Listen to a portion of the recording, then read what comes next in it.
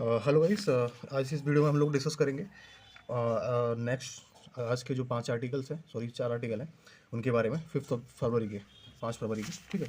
तो पहला आर्टिकल है वो एआई रेस के बारे में है बेसिकली।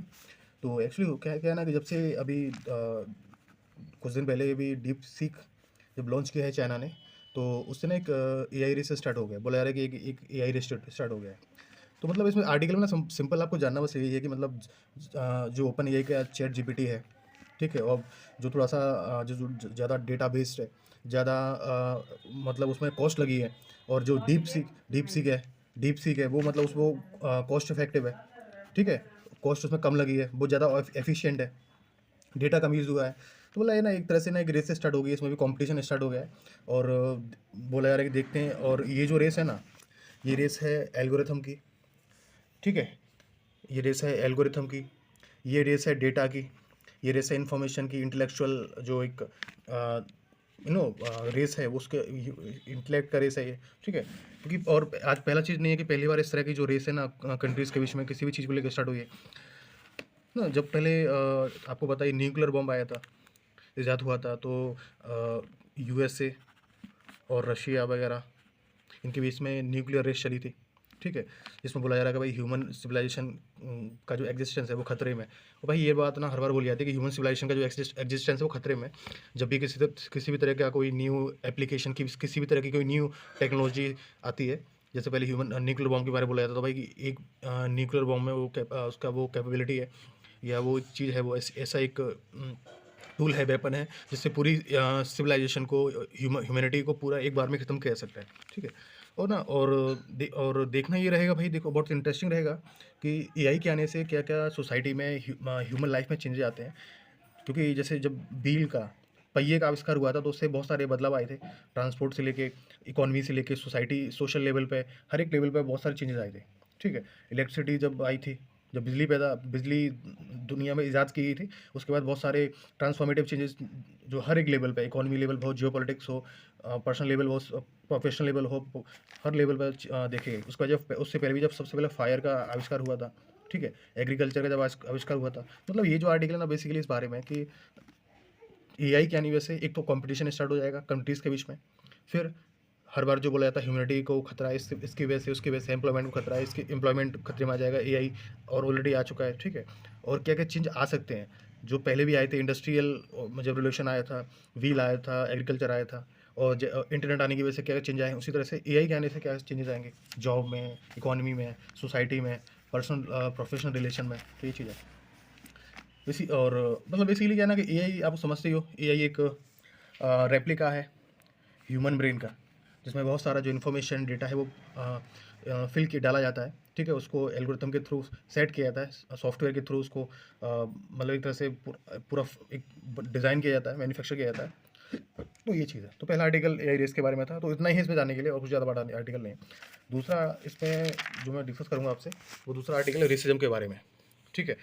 जिस तरह का रेसिज्म आपने कभी ना कभी, अगर आप इंडिया में रहते हो और आप ब्लैक हो स्पेशली, या आपका जो क्लास है, इकोनॉमिक क्लास वो थोड़ा लो है, तो आप कहीं ना कहीं अपनी लाइफ में कभी ना कभी तो रेसिज्म फेस किया होगा।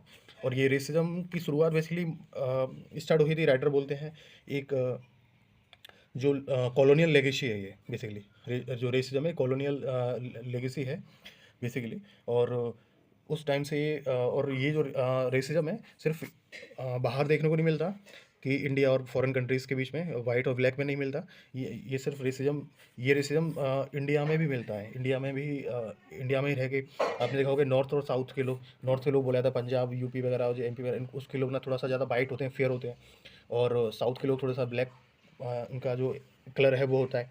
ठीक है। फिर नॉर्थ ईस्ट में के लोगों को हम लोग देखते हैं, वो थोड़ा चाइनीज़ जैसे लोग, जैसे लोग उसको उनको चाइनीज़ थोड़ा कभी बोल देते हैं। ठीक है। तो ये चीज़ है।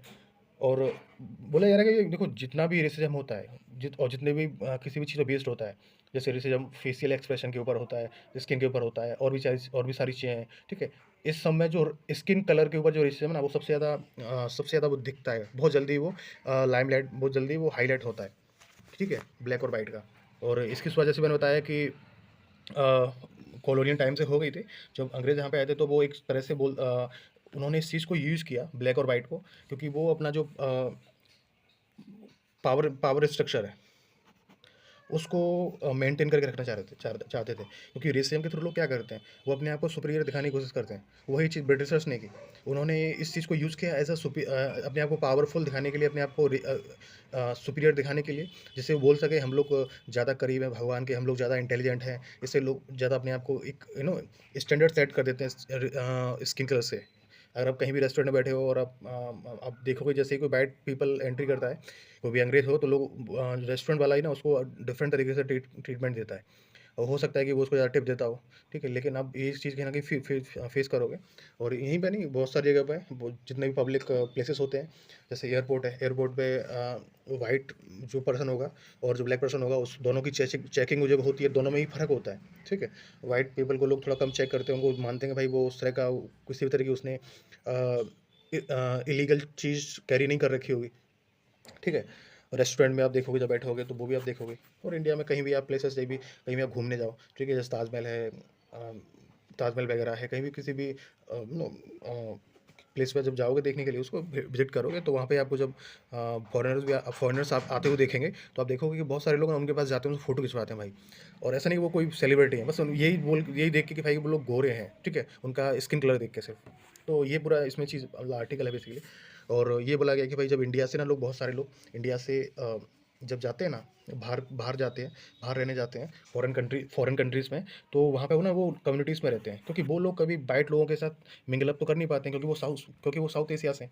इंडिया साउथ एशिया में आता है, तो वो साउथ एशिया से हैं, और साउथ एशिया का जो जनरल कलर है, एक जो कॉम्प्लेक्शन है, स्किन कॉम्प्लेक्शन है, वो बेसिकली ब्राउन है, ठीक है। तो वाइट और ब्राउन की डिफरेंस की वजह से वो उनके कभी वाइट लोगों के साथ रह नहीं पाते, तो वो अपनी ही कम्युनिटी वहाँ बना के रहते हैं, ठीक है, जहाँ पे अपने ही लोग होते हैं, ठीक है। उन्हीं का वो फेस्टिवल सेलिब्रेट करते देखे हैं। आपने देखा होगा कई बार कि अपने इंडियंस को बाहर की कंट्रीज़ में बहुत सारे लोगों का गैदरिंग हो रहा है इंडियंस का, और वहाँ पे वो दिवाली सेलिब्रेट कर रहे हैं, होली सेलिब्रेट कर रहे हैं, और भी सारे जो फेस्टिवल है वो भी सेलिब्रेट करते हैं वो, ठीक है। उनकी वीडियोस फोटो आते रहते हैं।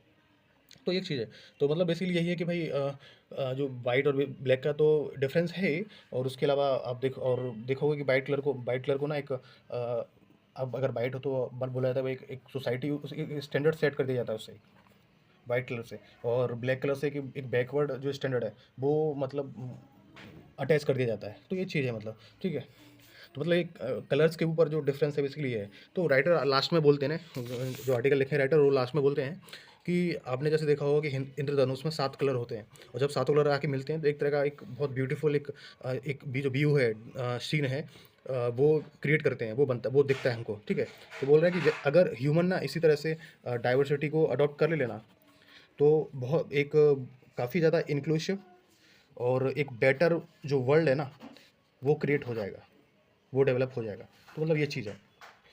तो ये आर्टिकल नहीं खत्म होता है। दूसरा आर्टिकल, तीसरा आर्टिकल हम लोग डिस्कस करेंगे, जो बजट में ना, बजट में बहुत सारे ऑलरेडी हम लोग बजट को डिस्कस कर चुके हैं, और बजट में जो भी प्रोविजन थे, तो और भी जो प्रोविजन है बजट के बारे में, वो आज हम डिस्कस कर लेते हैं फिर से ही, क्योंकि ये बार बार ना द हिंदू और इंडियन एक्सप्रेस में आ रहा है। एक्चुअली से फ़ायदा ये है कि हम लोग का रिवीजन भी हो जाएगा बहुत ज़्यादा, और आपको बजट को बार बार पढ़ने की जरूरत नहीं पड़ेगी। जैसे पहला इसमें चीज़ है, बजट में दे रखा था कि एआई सेंटर खोले जाएंगे, centre of excellence for education में। तो एजुकेशन के बारे में पहला ये कि एजुकेशन में ना एआई सेंटर ऑफ एक्सीलेंस खोले जाएंगे, जिसका पूरा टोटल जो आउटले होगा, पूरा जो बजट होगा, वो होगा 500 करोड़ का, ठीक है। तो मतलब गवर्नमेंट का जो 500 करोड़ का जो आउटले है, बजट अलोकेशन है, उससे centre of excellence for education खोले जाएंगे। दूसरा है ब्रॉडबैंड कनेक्टिविटी दी जाएगी स्कूल्स को, स्पेशली गवर्नमेंट स्कूल्स को ब्रॉडबैंड कनेक्टिविटी दी जाएगी अंडर भारत नेट के अंतर्गत ब्रॉडबैंड कनेक्टिविटी दी जाएगी। इसमें जो तीसरा है वो है एक्सपेंशन ऑफ क्या बोलते हैं, जो 5 थर्ड जनरेशन आईआईटीज़ हैं उनका एक्सपेंशन। जैसे और मतलब ये बजट में ये बोला गया कि 5000 जो सीट है ना, वो एक्स्ट्रा उसमें एडिशनल ऐड की जाएंगी आईआईटीज़ में, तो उसके बारे में, ठीक है। तो मतलब ये है कि भाई आईटी के बच्चों को ना 5000 आईटीज़ और ज़्यादा उनका क्या बोलते हैं, सिलेक्शन हुआ करेगा आईटी एग्जाम के थ्रू, मेंस के थ्रू, ठीक है। इसमें अगला जो आर्टिकल है, मतलब जो राइटर बोल रहे हैं वो बोल रहे हैं कि भाई इस बार का जो बजट है ना, वो पहले बजट से शायद 7% ज़्यादा है। 2024-25 के जो फाइनेंशियल ईयर में बजट था ना, उस बजट से ये बजट 7% ज़्यादा है, लेकिन ये 10% कम है 2023-24। तो ये जो बजट है ना, वो 7% ज़्यादा है 2024-25 के फाइनेंशियल ईयर से। इस बार का बजट, जो जो एजुकेशन बजट है वो। लेकिन ये 10% एजुकेशन बजट कम है कब किस फाइनेंशियल ईयर से, 2023-24 के, मतलब 23-24 में जो फाइनेंशियल ईयर था उसमें बजट ज़्यादा था, इनफैक्ट पिछले साल से भी ज़्यादा था, ठीक है। और ऑलमोस्ट 75,000 ज़्यादा, 75,000 या 7,500 मुझे कंफर्म नहीं है, एक्चुअली थोड़ा मुझे गलती हो गई, मैं इसको मैं आपको सॉल्व डाउट में क्लियर करूँगा, ठीक है। तो ये सीट्स मतलब मेडिकल में भी सीट बढ़ाई जाने का प्रोविज़न, प्रावधान दे रखा है बजट में, ठीक है, ये चीज़ है। तीसरा है ना, अभी चीज़ है, राइटर बोल रहे हैं भाई कि तो यूजीसी ना बहुत सारे एजुकेशन रिफॉर्म लाना चाह रही है, और रिफॉर्म लेके भी आ रही है। और 2020 में जैसे नेशनल एजुकेशन पॉलिसी आई थी, तो उसकी वजह से ना बहुत सारे उस चीज़ को ना इम्प्लीमेंट करने के लिए, बराबर उस चीज़ को एक्चुअली में इम्प्लीमेंट करने के लिए बहुत सारी चीज़ों की ज़रूरत पड़ेगी, जैसे फंड वगैरह, बहुत सारा जो स्ट्रक्चरल चेंज यूजीसी करना चाह रही है। जैसे 1 साल में 2 बार एग्ज़ाम होना, 3 साल की डिग्री 2 साल में होना, 3 साल की डिग्री 4 साल में भी होना, और 2 बार एग्ज़ाम होना, इस तरह के जो चेंजेज़ आ रहे हैं ना, तो हायर एजुकेशन में, तो उसको लेके यूजीसी जो रिफ़ॉर्म कर रही है, उसके लिए बहुत सारी चीज़ों, फंड से लेके बहुत सारा जो कोलैबोरेशन है, कोऑपरेशन है, उसकी ज़रूरत पड़ेगी। जैसे अभी ना एक असर रिपोर्ट आई थी, अभी राइटर बोल रहे हैं, एक असर रिपोर्ट अभी कुछ दिन पहले ही 2024 की जो एजुकेशन स्टेटस को लेके ये रिपोर्ट निकलती है, जो प्रथम एनजीओ है, उसके द्वारा इन कोलैबोरेशन और अदर गवर्नमेंट एंटिटी, ठीक है। तो असर रिपोर्ट में क्या बोला गया था बेसिकली, उसमें ये था कि जो फाउंडेशनल जो लिटरेसी है, जो फाउंडेशनल लिटरेसी और न्यूमरेसी का जो लेवल है इंडिया में, वो काफ़ी लो है। मतलब 5वीं क्लास का बच्चा ना सेकंड क्लास की जो किताब है वो नहीं पढ़ पाता, जो और बेसिक लेवल के जो सबसे जोड़ घटाएँ हैं, सबट्रैक्शन और एडिशन नहीं कर पाता, ठीक है। तो मतलब ये इंडिया में क्या है ना कि एजुकेशन में बच्चा आगे बढ़ तो रहा है, लिटरेसी तो आ रही है, लेकिन वो एक्चुअल में उसका जो फाउंडेशन है वो वीक है। तो बेसिकली मतलब ये चीज़ है कि, और देखा गया है कि भाई 8वीं का बच्चा हार्डली 45% बच्चे ऐसे थे जो सेकंड क्लास की किताब सही से पढ़ पा रहे थे, और जो जोड़ घटाएँ हैं और एडिशन सबट्रैक्शन है वो कर पा रहे थे बराबर। तो ये चीज़ है, मतलब इंडिया में जो फाउंडेशनल लिटरेसी, न्यूमरेसी जो एफएलएन है वो काफ़ी कम है।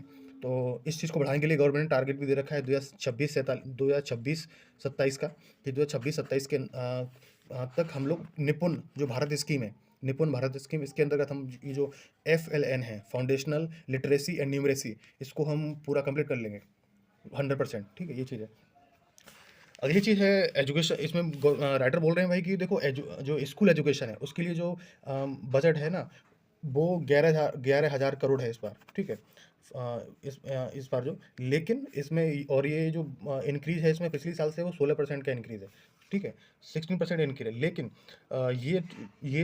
स्कूल जो बजट है ना, वो टोटल एजुकेशन बजट का सिर्फ 1.55% है, मतलब सिर्फ हार्डली ऑलमोस्ट 1.5% है, 1.55% है। इससे ये पता चलता है कि गवर्नमेंट ना जो प्राइमरी लेवल है, जो फाउंडेशनल लेवल है, उस पर फोकस नहीं कर रही है। गवर्नमेंट फोकस कर रही है हायर लेवल पे, ठीक है, ये चीज़ है।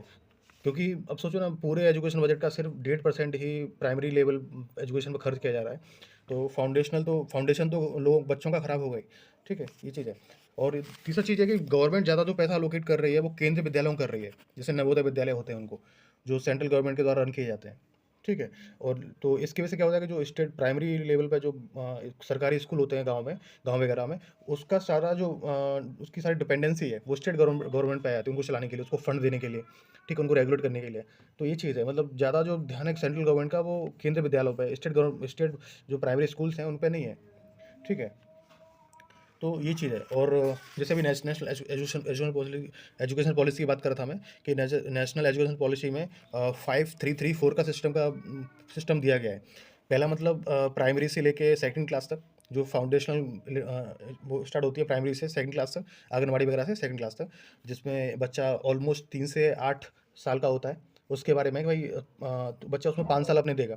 तो अगर वहाँ पे बच्चा, अब हमें प्रॉब्लम क्या है कि जो आंगनवाड़ी वर्कर्स होते हैं, या जो आंगनवाड़ी में जो उनको बच्चों को पढ़ाते हैं, जो सिखाते हैं शुरुआत में, भाई उनके पास ना मल्टीपल काम होते हैं। आपने देखो बहुत सारे काम वो करते हैं, ठीक है, सरकार के भी और स्कूल के भी, तो उनको ना उतना टाइम नहीं होता कि उनको सही सही से वो टाइम दे पाएँ प्राइमरी वाले बच्चों को।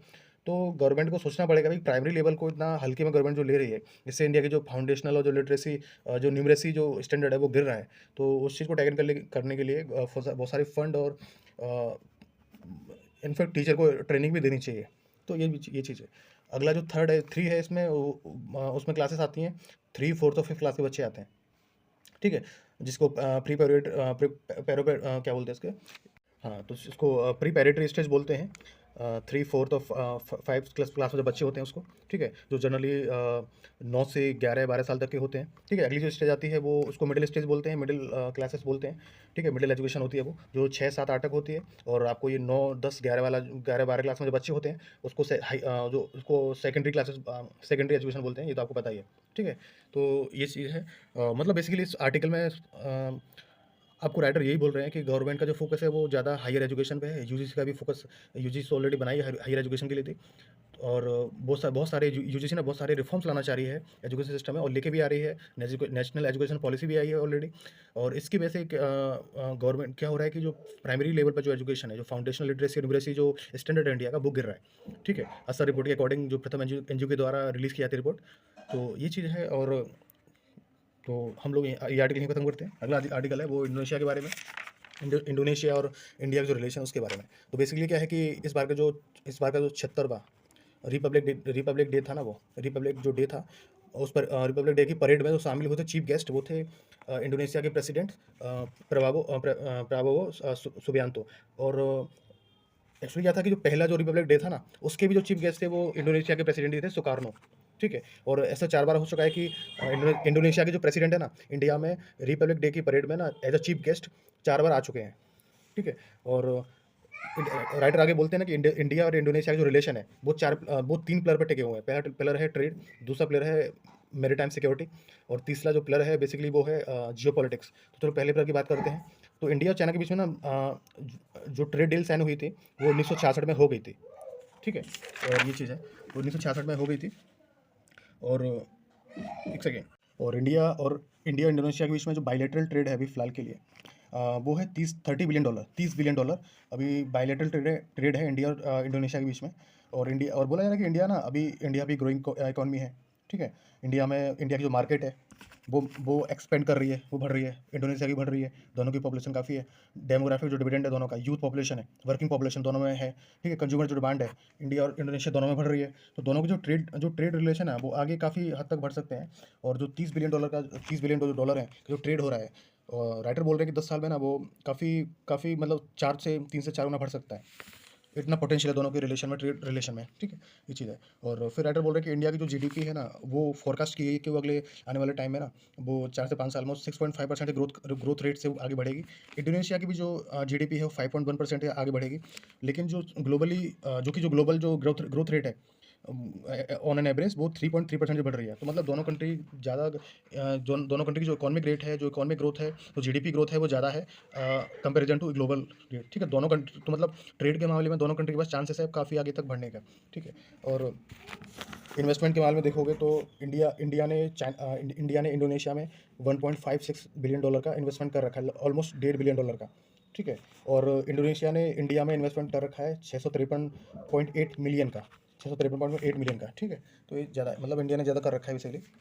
और राइटर बोल रहे हैं कि ना इंडिया और इंडोनेशिया का जो रिलेशन है उसमें काफ़ी पोटेंशियल है। वो लोग काफ़ी आगे साथ में कोऑपरेशन के थ्रू काम कर सकते हैं in the field of clean energy, technology, manufacturing sector, जिससे वो जो क्लाइमेट चेंज है जो से जो परेशानी आ रही है कंट्रीज़ को, और स्पेशली जो कोस्टल कंट्रीज़ हैं, ठीक है, नेशन हैं जैसे इंडोनेशिया वगैरह है, तो उसको टैकल करने के लिए क्लीन एनर्जी टेक्नोलॉजी का यूज़ करना, मैन्युफैक्चरिंग सेक्टर, ये बहुत सारे सेक्टर हैं जिसमें दोनों कंट्रीज़ ना साथ में मिलकर काम कर सकते हैं। तो ये है। इसका दूसरा पिलर है सिक्योरिटी। तो सिक्योरिटी में इसके लिए क्या है कि इंडिया और इंडोनेशिया के बीच में 2018 में ना 18 में एक comprehension strategic partnership agreement sign हुआ था। और दोनों और ठीक है, जिससे उनकी जो बेसिकली जो सिक्योरिटी अलाइंस थी, जो सिक्योरिटी एक तरह से उनका जो ग्रुप जो कॉपरेशन था वो काफ़ी आगे बढ़ा था, उससे उसको हेल्प मिली थी। और दोनों ही कंट्री का जो फोकस है वो है काउंटर टेररिज्म पे, साइबर सिक्योरिटी पे, काउंटर टेररिज्म और साइबर सिक्योरिटी। और दोनों की जो मैरीटाइम कैपेबिलिटी है, वो दोनों साथ में मिलकर काम कर सकते हैं, जैसे इंडो पैसिफिक रीजन में एक एक पीसफुल, एक स्टेबल एनवायरनमेंट बना रहे, जो ट्रेड और इकोनॉमी के लिए, दोनों कंट्रीज़ के लिए फ़ायदेमंद हो। तो मतलब ये चीज़ है। तीसरा इसमें जो इसका जो पिलर है वो है ब्रिक्स, वो है जियोपॉलिटिक्स के बारे में। तो जो राइटर बोल रहे हैं कि भाई दोनों जो कंट्रीज़ हैं ना वो ब्रिक्स का पार्ट है, ठीक है? लेकिन और ब्रिक्स माना जाता है कि एक एंटी बेस्ड ऑर्गेनाइजेशन है। लेकिन इसी के साथ दोनों ही जो कंट्रीज़ हैं ना उनके रिलेशन अच्छे हैं यूएसए के साथ। ठीक है। और फिर ये बोला यार भाई डोनाल्ड ट्रम्प जब से है ना, तो जैसे वो सारी जो कंट्रीज़ हैं उनको टैरिफ थ्रेट देते रहते हैं कि भाई अगर आप हमारी बात नहीं मानोगे, हमारे हिसाब से नहीं चलोगे, तो आपके ऊपर ना हम टैरिफ लगा देंगे, आपके जो सामान है, गुड्स है, उसके ऊपर टैरिफ लगा देंगे। तो ये चीज़ें मतलब ये बोल रहे हैं कि भाई दोनों कंट्रीज़ के, इंडिया और इंडोनेशिया के पास, दोनों कंट्रीज़ के पास काफ़ी चांसेस हैं अपने रिलेशन को मैरीटाइम सिक्योरिटी, जियोपॉलिटिक्स और ट्रेड में आगे बढ़ाने के लिए। और clean energy, manufacturing, culture relation, technology, इन चीज़ों में दोनों कोऑपरेट कर सकते हैं। और दोनों ही कंट्रीज़ के पास काफ़ी वर्किंग पॉपुलेशन है, डेमोग्राफिक डिविडेंड है, कंज्यूमर डिमांड दोनों बढ़ रही है, काफ़ी बड़ी मार्केट है दोनों में, इंडिया में तो बहुत बड़ी मार्केट है। तो दोनों कंट्रीज के पास चांसेस हैं to develop with the cooperation. और आज का जो बदलता बदलता टाइम है जियोपॉलिटिक्स में, जब से डोनाल्ड ट्रम्प आए ना इंडिया में, तो सॉरी इंडिया बोल रहा हूँ, यूएसए में, तो बहुत सारा जो चीज़ें चेंज होने वाली है इकॉनमी के मामले में, बहुत सारा टैरिफ वो लगा सकते हैं उन्होंने। बहुत ऑलरेडी एक तरह से जो मैक्सिको और कनाडा के ऊपर एग्जाम्पल क्या बोलते हैं, टैरिफ लगा रखे हैं, ड्यूटी लगा दी है। ठीक है, तो ये चीज़ें तो उससे बचने के लिए ये कंट्रीज आपस में काम कर सकती हैं, कोऑपरेट कर सकती हैं, और अपना जो ग्रोथ पाथ है उसको आगे बढ़ा सकते हैं। तो ये आर्टिकल मैं ही खत्म करता हूँ। अब कुछ मैं न्यूज़ डिस्कस कर रहा हूँ अभी मैं आपको प्रीलिम्स के रिगार्डिंग। ठीक है, तो पहला आज इसमें न्यूज़ है वो बेसिकली न्यूज़ है, ये चीज़ है कि यूएसए ने क्या किया है ना कि 200 इंडियंस को वापस भेज दिया इंडिया में मिलिट्री प्लेन के थ्रू। यूएसए ने मिलिट्री प्लेन के थ्रू 200 इंडियंस को इंडिया में वापस भेज दिया है, क्योंकि उन्होंने बोला कि इलीगल माइग्रेंट्स थे। और अभी ऐसे बोला जा रहा है कि यूएसए में 18,000 इलीगल इमिग्रेंट्स है, 18,000 इलीगल इमिग्रेंट्स है यूएसए में, जो इंडिया से हैं। और कहीं ना कहीं अब देखा जाएगा भाई, वो जो इंडियंस वहाँ पे हैं उनको काफ़ी डर रहेगा कि वो कभी भी यहाँ पे उनको सॉरी यूएसए से उनको इंडिया में भेजा सकता है। ठीक है, तो ये चीज़ देखना रहेगा। तो पहला इसमें जो न्यूज़ है वो है जल जीवन मिशन के बारे में, जो 2019 में आया था जल जीवन मिशन, जिसमें गवर्नमेंट ने बोला था कि हम लोग प्रोवाइड कराएंगे functional household tap connection, provide कराएंगे to all rural household, जितने भी जो गांव में विलेज गांव के जो लेवल पे जो हाउस होल्ड होते हैं उनमें सब में हम लोग टैप कनेक्शन, मतलब जो नल का पानी है, पीने का पानी, वो हम प्रोवाइड कराएंगे 2024 तक। लेकिन वो पूरा नहीं हो पाया, इसलिए गवर्नमेंट ये जो टॉपिक है इसलिए न्यूज़ में है, इसलिए गवर्नमेंट ने क्या किया है कि ये जो टारगेट था इसको पूरा करने के लिए 2024 में तो पूरा हो नहीं पाया, अब इस मिशन को 2028 तक बढ़ा दिया गया है। ठीक है, ये चीज़ है। और ये जो इससे पहले एक और मिशन आया था, वो था नेशनल रूरल ड्रिंकिंग वाटर के बारे में। ठीक है, तो उसको भी मर्ज कर दिया गया था जो जल जीवन मिशन है उसमें, जो नेशनल रूरल ड्रिंकिंग वाटर जो मिशन था उसको इसी में शामिल कर दिया गया था। तो बेसिकली जो जल जीवन मिशन है ना, ये सेंट्रली स्पॉन्सर्ड स्कीम है।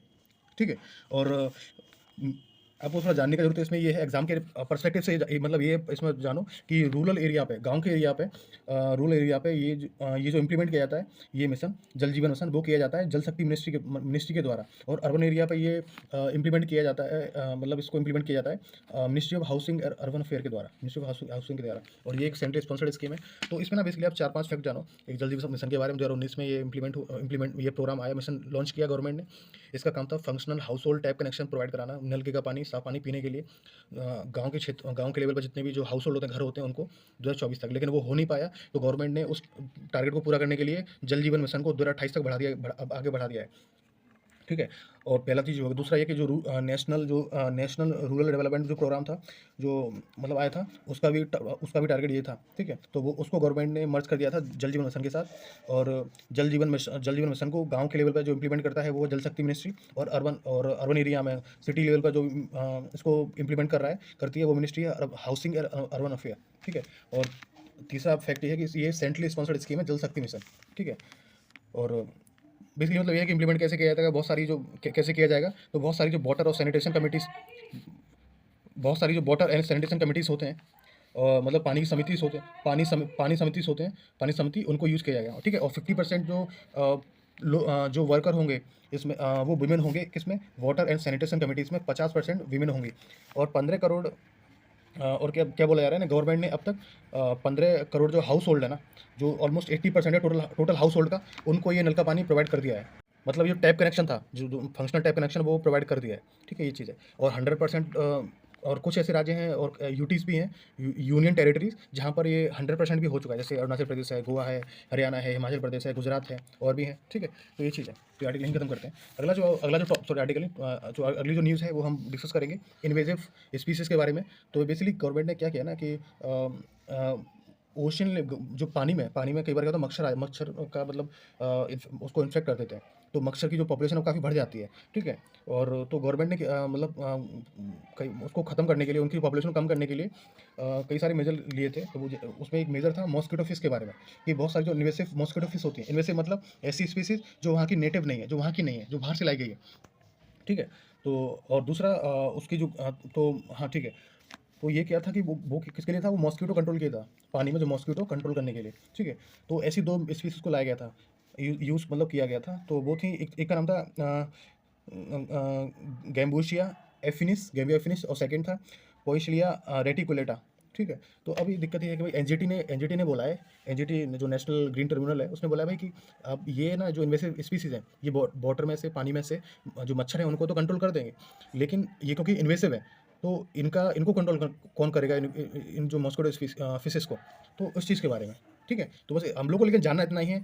हार्डली प्रीलिम्स में वनडे एग्जाम्स हो, बैंक हो, रेलवे का एग्जाम हो, किसी का भी एसएससी सीजीएल का एग्जाम हो, उसमें सिर्फ यही पूछा जाएगा कि नाम दे दिया जाएगा, वो गैम्बूशिया एफिन्स करके, पोसिलिया रेटिकुलेटा, ये क्या है? तो ये इन्वेसिव मॉस्किटो फिश है ये, बस इतना जानना है। जो पानी में मॉस्किटो मच्छर को कंट्रोल करने के लिए लाई गई थी, ठीक है? ये चीज़ है।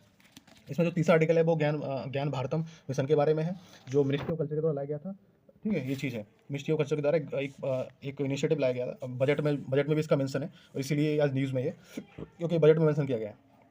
और इसका क्या नाम है, इसका ज्ञान Bharatam mission, ministry of culture के द्वारा ज्ञान भारतम मिशन।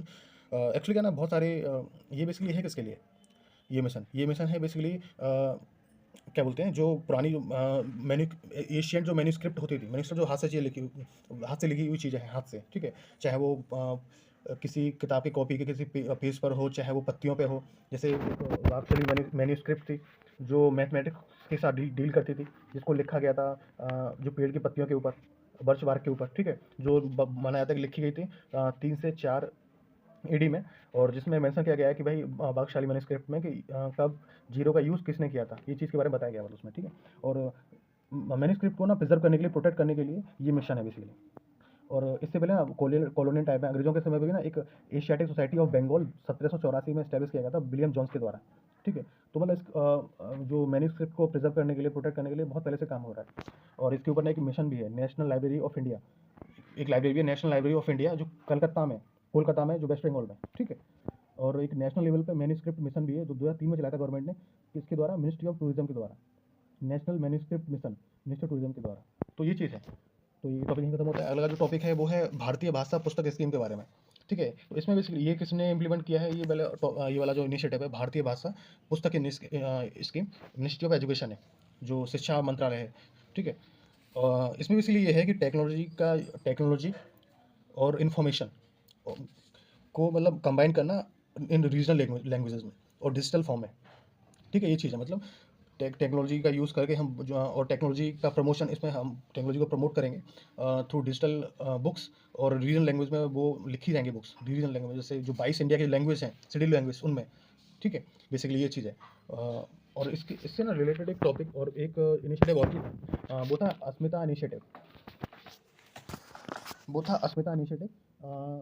जिसका टारगेट था कि इंडिया की जो 22 शेड्यूल लैंग्वेज है, जिसमें 22,000 बुक्स लिखी जाएंगी अगले 5 साल में, ठीक है? और ये जो अस्मिता जो मिशन था ना, वो लॉन्च हुआ था 2024 जुलाई में 2024 में लॉन्च हुआ था ये, मिनिस्ट्री ऑफ एजुकेशन के द्वारा, यूजीसी के साथ मिलकर, ठीक है? यूजीसी के साथ मिलकर मिनिस्ट्री ऑफ एजुकेशन ने, शिक्षा मंत्रालय ने अस्मिता जो इनिशिएटिव था वो लॉन्च किया था, जिसमें 22,000 बुक्स लिखी जाएंगी अगले 5 साल में इंडिया की 22 जो लैंग्वेजेस हैं उनमें, ठीक है? तो उसी से जुड़ा हुआ एक भारतीय भाषा पुस्तक स्कीम है, जो दोनों रिलेटेड है ये टॉपिक, ठीक है? ये चीज़ है, बस आपको जानना है।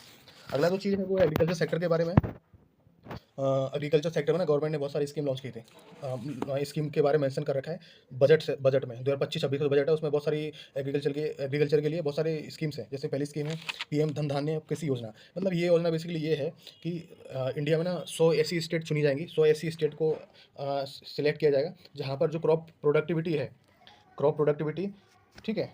और क्रॉप इंटेंसिटी, और वहाँ पे जो क्रेडिट फैसिलिटी भी पैस उनके पास लोन की सुविधा नहीं है, तो वहाँ पर ये प्रोग्राम चलाया जाएगा जिससे उनको उनकी क्रॉप प्रोडक्टिविटी बढ़ाई जाए। ठीक है? जो वहाँ पे जो प्रोडक्टिविटी बहुत कम है, क्रॉप की जो प्रोडक्टिविटी बहुत कम है, वहाँ पैसे की लोन की समस्या है किसानों के पास, तो उनको क्या बोलते हैं किसान क्रेडिट कार्ड के थ्रू लोन दिए जाएँगे। ठीक है? और इससे ना और बोला जा रहा है कि भाई लगभग 1.7 1.7 करोड़ किसान है ना, उनको फ़ायदा मिलेगा। ये चीज़ है बस। अगला है मिशन फॉर आत्मनिर्भरता इन पल्सेस। ठीक है? ये चीज़ है, और ये 6 साल के लिए मिशन है ये, जिसमें 1000 करोड़ रुपए एलोकेट किए गए गवर्नमेंट के द्वारा फाइनेंशियल ईयर 25-26 में, 25-26 के लिए। और ये मेनली फोकस करेगा जो तूर, उड़द और मसूर, उड़द और तूर की जो दाल होती है, पल्स होती है, उसके ऊपर 6 साल के लिए मिशन है, और 1000 करोड़ का है। ठीक है? ये चीज़ है। अगला जो स्कीम है इसमें वही वो है मॉडिफाइड इंटरेस्ट समेशन स्कीम के बारे में। इसमें बेसिकली ये है कि गवर्नमेंट ना किसानों को मतलब लोन देगी, और जिसकी लिमिट बढ़ा दी गई है, 3 से 5 लाख कर दी गई है, जिसमें जनरली क्या होता है ना, किसानों को लोन मिलता है वो 9% इंटरेस्ट रेट पे मिलता है। लेकिन सरकार ने बोला है ना कि उनको 2% के इंटरेस्ट सबमिशन पे मतलब कम करके ना वो जो लोन है वो दिया जाएगा। अगर वो लोन को ना टाइम पे पे कर देते हैं, लौटा देते हैं, तो उनको सिर्फ 4% इंटरेस्ट रेट देना पड़ेगा। ये चीज़ है। अगला मिशन है ना वो 5F के बारे में। जो 5F डील करता है बेसिकली टेक्सटाइल सेक्टर से। जो प्रधानमंत्री ने ये 5F विजन दिया था टेक्सटाइल सेक्टर के लिए, जिसमें इसके अंतर्गत बहुत सारे जो पीएम मित्र पार्क होते हैं, ठीक है, वो भी इस्टेब्लिश किए गए थे। तो इसमें बेसिकली मतलब ये चीज़ जुड़ी हुई है ना, कॉटन प्रोडक्टिविटी से भी जुड़ी हुई है।